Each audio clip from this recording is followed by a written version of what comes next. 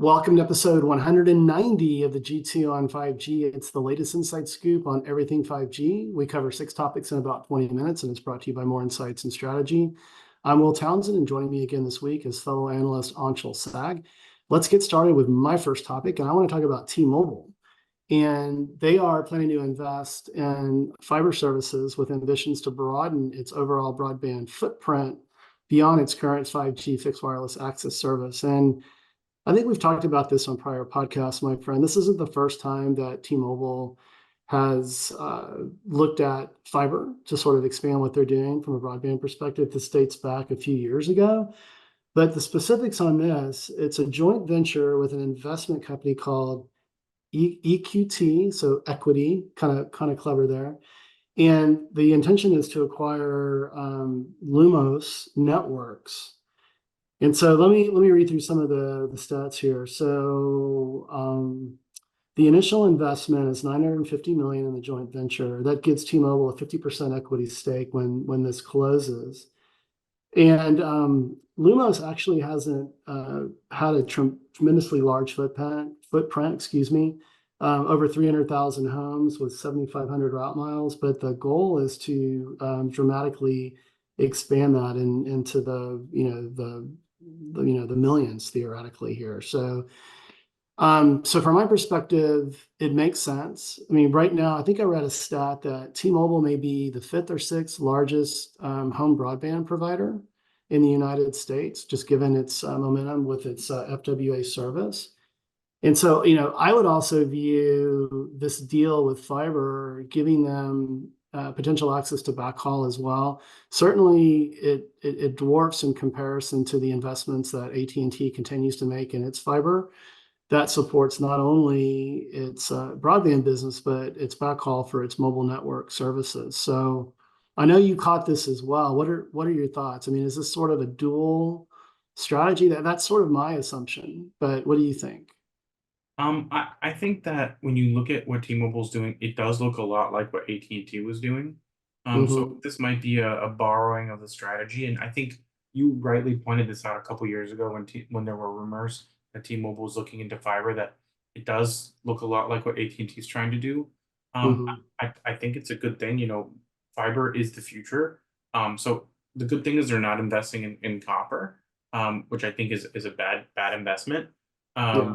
And I think fiber will be how most people still get internet in the future. I just think FWA is a really good filler for the places that don't make sense for fiber. And Mm-hmm. having both, I think, is the right approach to offering internet services. I'm an AT&T fiber customer. I literally try to find fiber anywhere that I move because for me, fiber is like a quality of life thing. So Yeah. I do think it's good for T-Mobile to get into this. I think it will broaden their offerings and maybe even offer them even more bundling opportunities. And yeah, I think this is a little bit more focused on the Northeast, if I'm not mistaken. Um, Mm-hmm.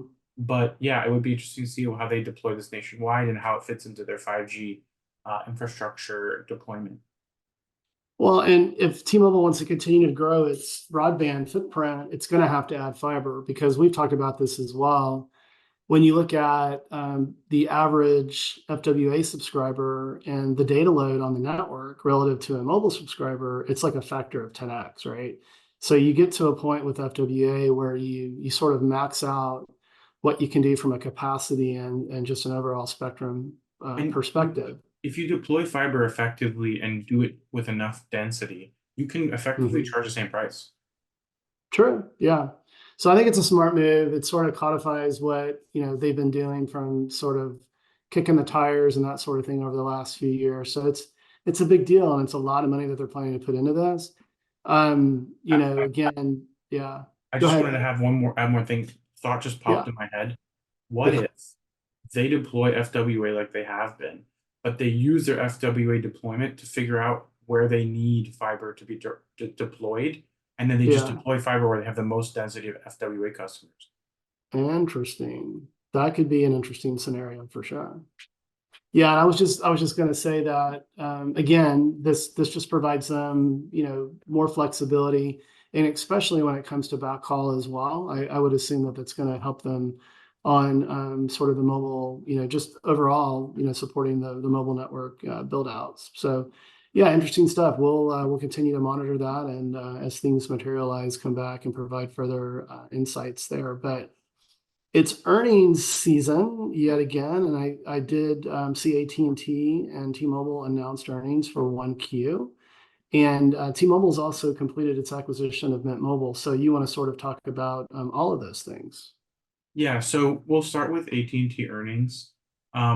Basically, they still are gaining subscribers, which is good. And they beat expectations. So I think they said they added 349,000 postpaid customers, Mm-hmm. which is a pretty good addition for them. I believe it's still below what T-Mobile had reported, but it's still really good. Yeah. This is compared to I believe Verizon's report of losing 68,000 postpaid customers. So Mm-hmm. we're even winding Verizon into this, even though we didn't really add them to the list. But um, Mm-hmm. they did $30 billion in revenue. They had $3 billion in free cash flow, and they were able to report that consumer broadband revenues rose 7.7% to 2.7 billion. Obviously, their wireless business is the biggest chunk of that, and I think that was something like $16 billion. Mm-hmm. But yeah, their shares were up, and overall, this is just us continuing to agree that like AT&T focusing on their core business, um, it delivers results. So, um, Mm-hmm. they beat expectations on the postpaid ads. So I think everybody was generally happy with those results. And then T-Mobile on the other side, they added 532,000 uh, customers in Q1. Mm-hmm. And they said that 75% of their customers have 5G devices. They closed the Mint Mobile acquisition, as well as the Ultra acquisition. They talked about the Lumos joint venture, Mm-hmm. which you mentioned earlier. Yeah. The 405,000 high-speed internet customers allowed them to cross the 5 million FWA subscriber mark, which I really wanted to say in your topic, but I wanted to save it for this one. Um, Okay. and they had less than 1% postpaid churn. Um, their total service revenues were $16 billion, which is 4% over year, and postpaid was 12.6 billion, which is 6% year over year. And they updated their guidance to increase their postpaid net customer additions, which they expect to be between 5.2 and 5.6, which is an increase from 5.0 to 5.5. And they Mm-hmm. expect capex to be between 8.6 and 9.4 billion. The big thing I think really for most people was, FWA crossing 5 million and Yeah. them completing the acquisition of Mint Mobile, because Mint Mobile is, one of the hottest MVNOs out there. Sure. So I think that's going to be something that we probably see T-Mobile kind of push the gas pedal on, and maybe increase promotion to Mint Mobile. Maybe there's a chance we get to meet with Ryan Reynolds at some point. We'll see if that actually materializes. But Yeah. overall, really positive news for T-Mobile and AT&T. Less so for um, uh, Verizon. Verizon. But there was one thing that I noticed, which is that prepaid actually had a net customer loss of 48,000. So their prepaid churn is 2.7%, which is way higher than their postpaid. But Yeah. prepaid is a lot more fickle of a business, Yes. and also a lot less profitable for the carriers. So Yeah. it's a little bit less of a focus for a lot of these carriers, but they did buy Metro, and that's a big prepaid business, and they got to keep that rolling. Otherwise, I do think the 75% 5G customers is a big deal, because that actually helps them massively with spectrum allocation, and will allow them to sunset 4G spectrum a lot earlier. Yeah, just sort of my take. So from AT&T's perspective, for mobility, relatively flat. I think it was 3% growth. Broadband posted 7 to 8%. So continues to do well for AT&T, and that resulted in some pretty impressive cash flow for AT&T, in addition to the company focusing on a lot of cost down objectives that are, that move beyond just simply reducing headcount and that sort of thing. So just getting more efficient about how they conduct business. So all of that in my mind is pretty positive. And then, on the T-Mobile front, again, very strong earnings.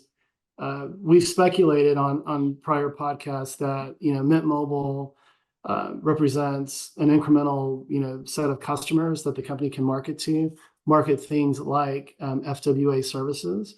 And again, I really like the Lumos JV with this company, and the opportunity that can open up for ARPU and revenue, and help grow T-Mobile's broadband footprint. So I think for both companies, super positive. So, but with that, hey, my second topic is going to be a little controversial, but got to weigh in on this. So I know you caught the news, but the FCC has reinstated net neutrality. And I believe it was a pretty close vote. I believe it was 3-2. And so this reverses what the Trump administration had passed in 2017. And so, the immediate question that comes to my mind is, how does net neutrality, now that it's been reinstated, impact the monetization of 5G network slicing? Because at the end of the day, net neutrality is about ensuring, sort of equal access and capabilities and performance for all people.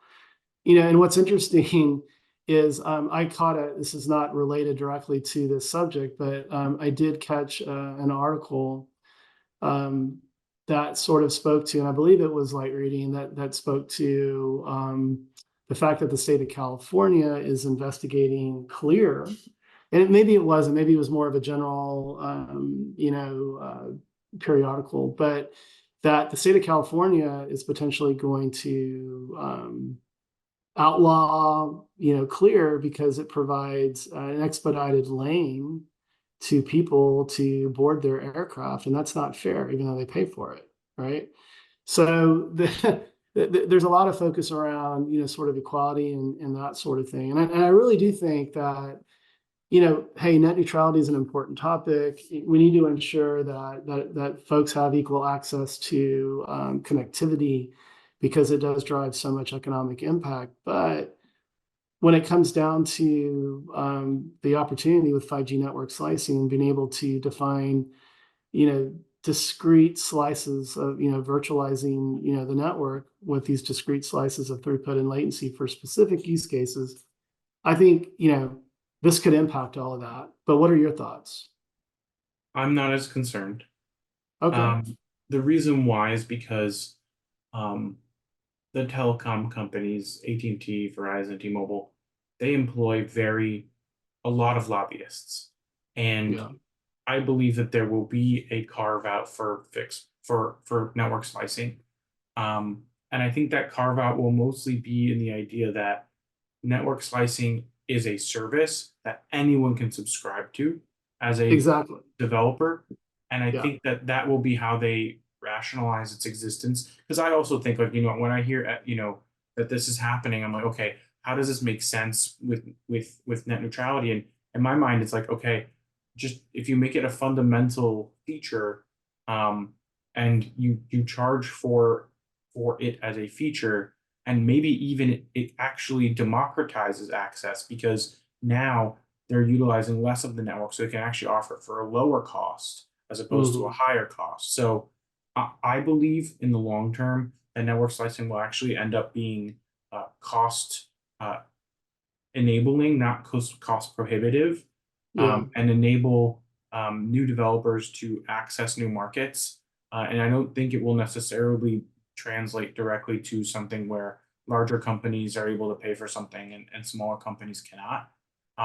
So I think pricing rules will be a big factor in making network slicing not anti net neutrality. You brought up a very good point.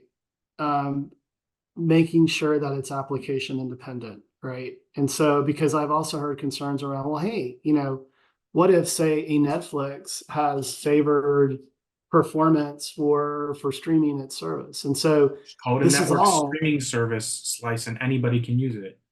exactly. And by the way, Netflix builds out its own content delivery network. Others use CDNs from companies like Fastly and Akamai. Akamai and others. So what it comes down to is just ensuring that this is all application independent. And to your point, allowing developers to basically freely develop and not limit competition. So there are a lot of nuances here.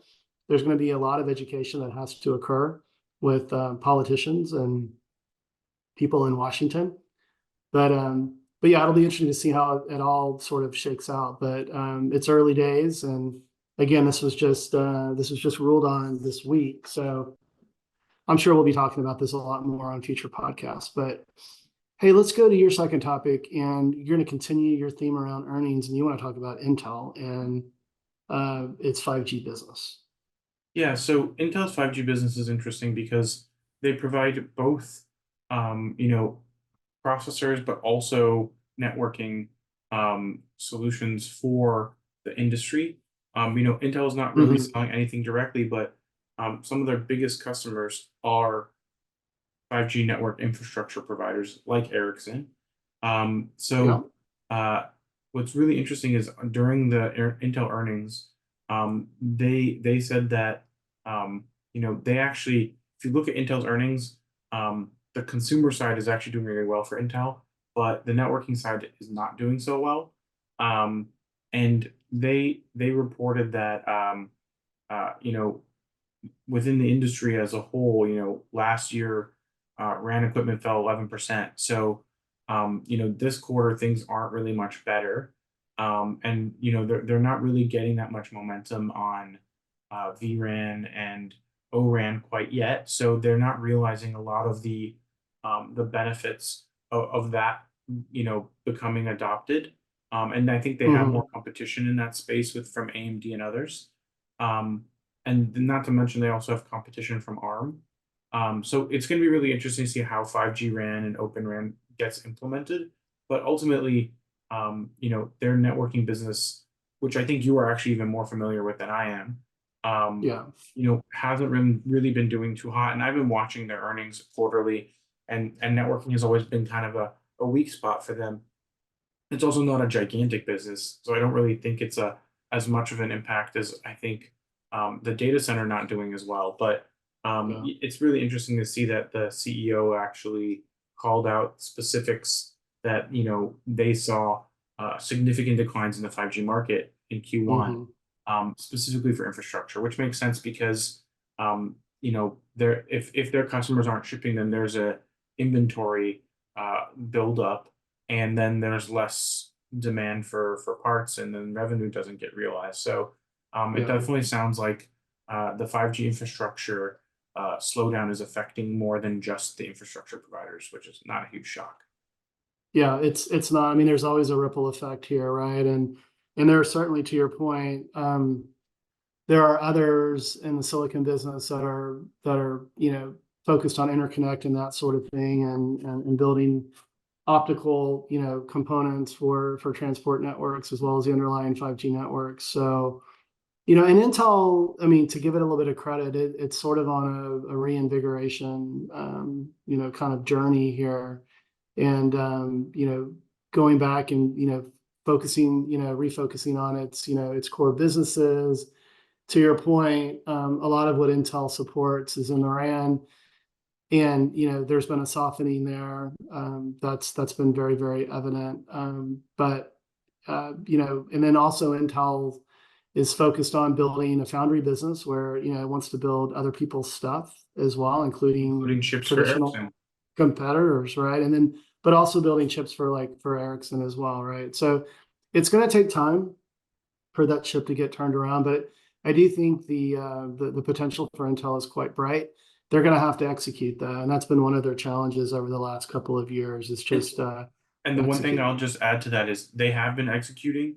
Their products are good. They have a lot of really strong products coming at the end of this year with Gaudi 3 and their sixth generation of Xeons. I Hmm. think those will do well. They have a lot of competition, but I think it's going to be a net positive for them on the product Yep. side. And then on the, like you said, on the foundry side, it's just going to take time. It's a very capital expensive, expenditure and the capital intensive expenditure. And I just think that right now, in the short term, it's not going to be beautiful. It's going to be really ugly. But Yeah. that's the cost of doing business when you're building foundries. Yeah. I think the real issue is that a lot of investors are not convinced this will be a faster transition. This will probably take to the end of the decade, and some investors might not be interested in sitting along for that ride. But I think it'll actually Hmm. happen faster than that. But it really depends on market demand and economics, and how the market ends up receiving their products and what demand looks like. And there's all so many factors that I just think it's a much more long-term story. But foundries always have been, they always will be. Yeah. Yeah, it's definitely long tail from an opportunity perspective. And if you look at NVIDIA's journey, um, Jensen and team, they made investments for years, maybe even a decade, No, a decade before for sure. before they really moved beyond providing GPUs for gaming, which you're a big fan of, and now it's powering some of the most massive, disruptive, next generation generative AI applications out there. So hey, sometimes it takes time to get to the finish line. But let me hit my third and final topic, and this is near and dear to my heart. I caught this news on Light Reading about Verizon and how they're supporting the New Orleans Jazz Festival with 4G and 5G capacity. And Jazz Fest just kicked off yesterday, and it's going to run through May 5th. If you haven't been, I highly recommend it. It's obviously very close to where I live in Texas. Lots of great music this year. They've got some fantastic headliners like Foo Fighters and whatnot. But again, this is one of my big pet peeves. I know it's a pet peeve of yours as well because you like to attend a lot of Padres games, and I'm not attending a lot of Astros games because we're not off to a great start this season. But concerts and that sort of thing. I mean, one of the F1 in Austin, one of the biggest challenges is capacity and flooding these networks, not having enough capacity, and then things just start going awry. And so um, basically what Verizon has done is they're bringing densification all throughout the city, but they're also beyond just bringing sort of the standard, sort of, RAN equipment, Colts and cows and that sort of thing. I found this really interesting. They actually have a portable matsing ball. And if our viewers and listeners don't know what a matsing ball is, if you ever go to like a stadium or you go to a very very large venue and you see these huge large globes that are hanging, that's a matsing ball, and it's designed to improve the attenuation of connectivity and improve capacity. And so Verizon's actually, they have a mobile version of this. They brought it to Jazz Fest, and it's also supporting. My understanding is it's supporting 4G and 5G millimeter wave. That's not surprising because Verizon has been very focused on millimeter wave.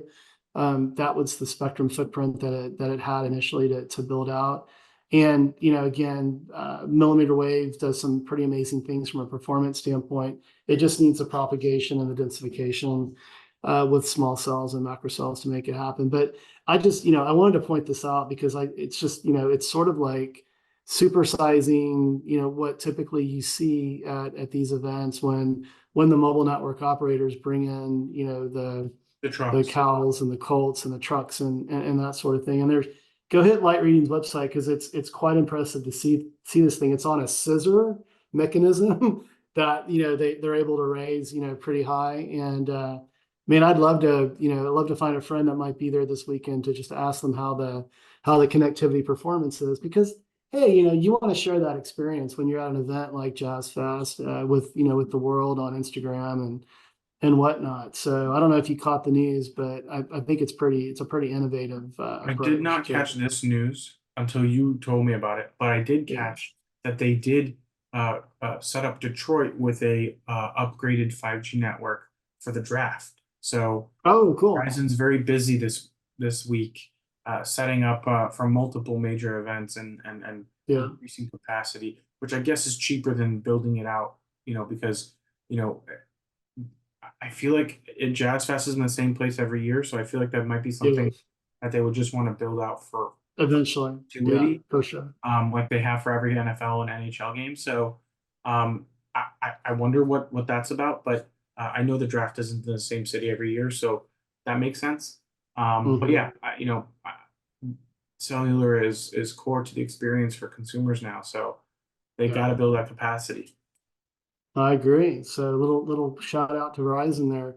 Hey, so let's kind of wrap things up here. And you want to talk about Dish and Crown Castle, and they were in a dispute that was just recently settled over 5G. Yeah, so basically, Crown Castle, if you don't know, they're one of the biggest tower companies out there. They lease a lot of their space. They're a co-location service where they let you use their tower space to build your infrastructure. And Hmm. between them and American Tower, there's pretty much nowhere else to go. So those are your only two choices in terms of big footprint. So Dish was working with them, and they had a dispute where Dish uh, said that they didn't owe Crown $22 million in disputed additional rent. And they Hmm. actually countersued for $35 million in damages due to alleged delays. So, Hmm. there were delays on one side and, disagreement on payment. And the thing is that um, they were supposed to commission 20,000 sites for Dish. And right now they're somewhere like in the ballpark of 8,000. So they're not even half deployed. And Yeah. it's a 36-year lease term. So this is not something this is not a relationship that's gonna, dissolve anytime soon. Yeah. And the court decided that Dish was correct in their dispute. So they've won this lawsuit, so they're going to have to move forward. But it just, this sounds like something where maybe Dish was struggling with this issue in getting their network deployed, um, and as a result, it slowed down their network, which affect network quality. And I think this is just one of the things that they've had to deal with as they're trying to roll out their 5G network and struggling to do so. Um, Hmm.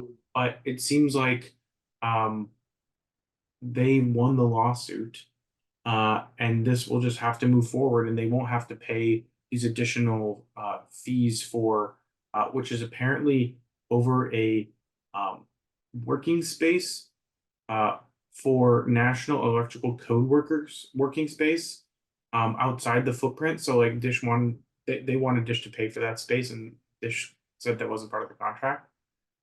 So it's really interesting to see the nitty gritty and the dirtiness of this, relationship. But ultimately, um, Dish needs this light leasing space to be successful.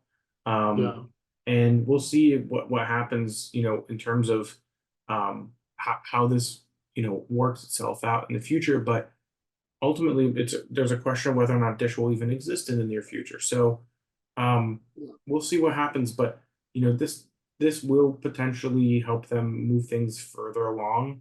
Um, but this also sounds like something that maybe Crown was trying to make money off of Dish, and Hmm. maybe they weren't supposed to, and it sounds like the court agrees. So um, hopefully this helps Dish turn a page in their very very long, uh, arduous book. But I just hope that this ends up being a net positive for Dish and their customers. I do too. And there are plenty of other tower companies out there. Crown Castle is the biggest. And so, but I'm wondering if, they're kind of, you know, I don't know. Could bad blood equate to additional trouble for Dish down the road as they build out their network?